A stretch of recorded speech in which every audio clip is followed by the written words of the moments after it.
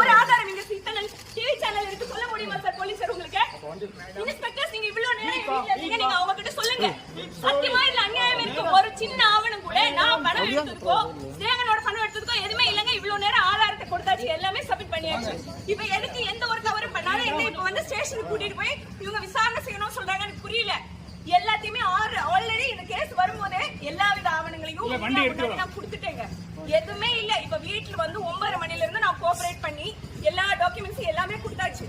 அதுக்கு பிறகு இப்ப என்ன வந்து ஸ்டேஷன்ல கூட்டிட்டு போயிட்டு என்ன வந்து விசாரிக்கணும்னு சொன்னாங்கன்னா இது என்ன இருக்கு? எதுவுமே இல்ல. ஏதாவது ஒரு விஷயம் இருந்தா பரவாயில்லைங்களே, ஏதாவது ஒரு சின்ன விஷயம் இருந்தா பரவாயில்லைங்களே. மக்களுக்கு உண்மையாவே சேவை செய்யணும்னு ஒரு அறக்கட்டளை ஆரம்பிச்சு அது வழியா இறங்கி போய் கிரவுண்ட் லெவல் போய் சேவை செய்ததை தவிர வேற எந்த தப்புமே நான் பண்ணல.